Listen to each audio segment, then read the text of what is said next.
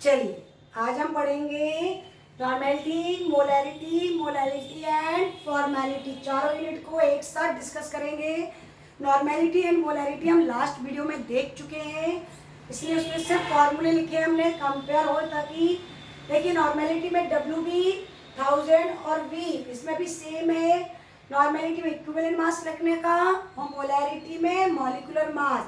इसके हम बहुत सारे न्यूमेरिकल की शीट आपको सेंड करेंगे, आप लोग घर पे क्वेश्चंस लगाएं, उनके आंसर्स हमको भेजें। ठीक।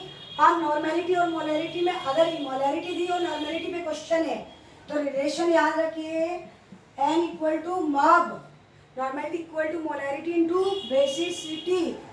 चलिए आज हम डिस्कस करेंगे main topic molality. M means molality और कैपिटल M का मतलब होता है मोलैरिटी। ये सब 11th का पढ़ा हुआ है, थोड़ा जल्दी डिस्कस करेंगे। The number of gram moles of solute dissolve in पर 1000 ग्राम ऑफ सॉल्वेंट, पर 1000 ग्राम ऑफ सॉल्वेंट। इसमें wait of solvent that is WA, A मतलब सॉल्वेंट, W मतलब वेट ऑफ सॉल्वेंट लिया, जबकि मोलैरिटी में वॉल्यूम ऑफ सॉल्यूशन लिया गया। तो वेट ऑफ सॉल्वेंट जो है वो हमेशा एक्सिस में होगा। कैसे पहचाने कि WB है या WA? WB लेस अमाउंट में होगा और WA एक्सिस में होगा। चूंकि दोनों वेट ही वेट हैं और वेट पे टेम्परेचर का कोई इफेक्ट नहीं पड़ता, तो molarity do not affect by temperature, but चूंकि इसमें वॉल्यूम है इसलिए molarity and normality affect by temperature. This is the difference. Last year question आया था लैरिटी और लैरिटी में डिफरेंस।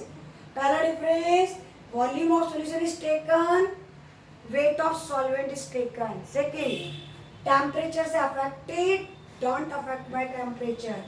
चलिए अब अगर क्वेश्चन में देखिए बेटे मोलैरिटी पूछ रहे हैं और वॉल्यूम नहीं दिया है, तब आप कैसे क्वेश्चंस करेंगे? एक क्वेश्चन आपके सामने करके दिखा रहे हैं।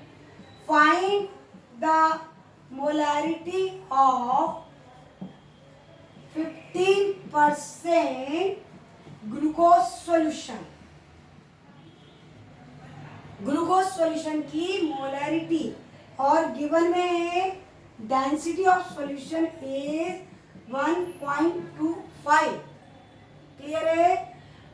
और दोनों क्वेश्चन एक साथ फाइंड करने का बोला। Find the molarity and molality. एक ही क्वेश्चन में आज तुम लोग को दोनों क्लियर कर दें। Molarity and molality of the solution. देखिए 15% मीन्स, पहले तो इसका मतलब समझ में आना चाहिए। 15 gram glucose dissolve in 100 gram of water, 100 gram of solution. ठीक है, तो WB कितना हो गया आपके पास 15 और वाटर का वेट कितना हो गया 100 माइनस 15 मतलब 85। और क्या दिया आपको? डेंसिटी कितनी दी? 1.25। ठीक है,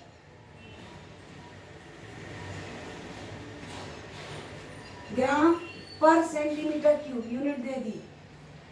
और ग्लूकोज का मास कितना होता है 180। इतना आपको फाइंड है। सबसे पहले आप मोलैरिटी फाइंड कीजिए। फॉर्मूला लिखेंगे WB ऊपर 1000 या WA, लैरिटी में W/W MB। WB कितना है 15, ये 180, WA कितना है 85, ये कितना है 1000। ठीक है, 5 से काट लेना फिर कर लेना, इतना कैलकुलेट करके आंसर डालना। इधर चलते हैं। चलिए मोलैरिटी में चाहिए था वॉल्यूम और आपके पास क्या था WB 1000 MB और ये वॉल्यूम। अगर वॉल्यूम नहीं दिया है तो वॉल्यूम की जगह क्या होता है मास अपॉन डेंसिटी। याद कीजिए density equal to mass upon volume. तो वॉल्यूम को यहाँ ले जाओ तो मास अपॉन डेंसिटी, ये डेंसिटी कहाँ चली जाएगी, ऊपर। तो जब भी डेंसिटी दी हो, एक ट्रिक बता रहे हैं, जब भी डेंसिटी आपको दी हो वो डेंसिटी डी का मल्टीपल ऊपर कर दो, डब्ल्यू के जस्ट पास में, और कुछ भी नहीं करना है, यहाँ मास ऑफ सॉल्यूशन आ जाएगा। और चूंकि परसेंट है तो मास ऑफ सॉल्यूशन कितना होता है, 100%, मतलब 100। तो डब्ल्यू बी इंटू डी, और 2 जीरो इससे कटेंगे तो ऊपर क्या बचेगा, 10। तो क्या हो जाएगा, 10 into D into W B upon M B. Clear है, this is the short tricks. 10 1.25, W B कितना है 15, एम बी कितना है 180। चलिए कर लेंगे आप लोग इन दोनों के आंसर्स, हमको भेजें, ये आपका बोर्ड लेवल क्वेश्चन है। ऐसे हम बहुत सारे क्वेश्चन आपको देंगे, आप लोग वो करना। अच्छा, 2 इंपॉर्टेंट फॉर्मूले और सिखा रहे हैं, देखिए आप लोग। एक फॉर्मूला आप लोग याद रखना है, N1V1 इक्वल टू N2V2, ये प्रैक्टिकल में भी काम आता है। M1V1 equal to M2V2। अगला, relation between molarity and molality, molarity and molality का रिलेशन। अगर आपको लैरिटी दियो, लैरिटी पूछ रहे हैं तो कैसे निकालोगे, मोलैरिटी, लैरिटी इक्वल टू, मेरे साथ बोलेंगे 1000 m अपॉन 1000 d माइनस मम बी। एम क्या है, मोलैरिटी, और एम बी क्या है, मॉलिक्यूलर मास ऑफ सॉल्यूट। इस पे एक क्वेश्चन दे रहे हैं, आप लोग घर से करके लाइएगा, और आंसर्स हमको कमेंट बॉक्स में डाल देना। Find the molality of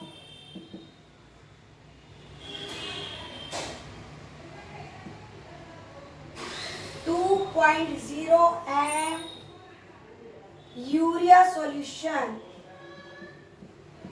if the density is 1.0 gram per centimeter cube। ठीक है, नेक्स्ट हम पढ़ेंगे formality. Formality is the number of gram formula mass of solute dissolved per liter of solution। वही सारा कुछ है, WB weight of solute, B volume, FB आपके लिए नया वर्ड आया, FB फेसबुक वाला FB नहीं है, या FB का मतलब होता है फॉर्मूला मास। जनरली जो मॉलिक्यूलर मास होता है वही फॉर्मूला मास होता है, बहुत रेयर चेंज होता है, इसलिए आपको कंफ्यूज होने की जरूरत नहीं है। जैसे अगर हम कहें NaCl का फॉर्मूला मास क्या होगा, तो 58.5, Na का 23 और क्लोरीन का 35.5। तो what is the formula mass of NaCl, 58.5। Clear, last term पढ़ेंगे और आपका ये कंसंट्रेशन का टॉपिक फिनिश हो जाएगा। लास्ट है ppm, parts per million। This unit is used only when the solution is very dilute। solution जब बहुत dilute हो, जैसे बहुत बड़ी टंकी में पानी भरा हो और एक चुटकी नमक डाल दो, एक चुटकी सिंदूर नहीं, एक चुटकी नमक डाल दो, तब ऐसे डाइल्यूट, वेरी डाइल्यूट सॉल्यूशन की कॉन्सेंट्रेशन ना तो हम नॉर्मेलिटी में फाइंड करेंगे, ना मोलैरिटी, ना मोलैलिटी, ओनली बाय ppm। जैसे छिप्रा नदी में जो ऑक्सीजन डिजोल्व है या क्लोरीन डिजोल्व की गई एज ए डिसइंफेक्टेंट, तो उसकी कॉन्सेंट्रेशन काय में नापेंगे, ppm।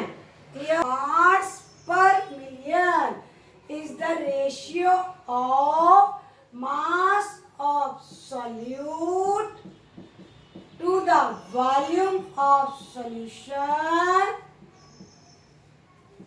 और वॉल्यूम ऑफ सॉल्यूशन हमें काय में लेना है, ml।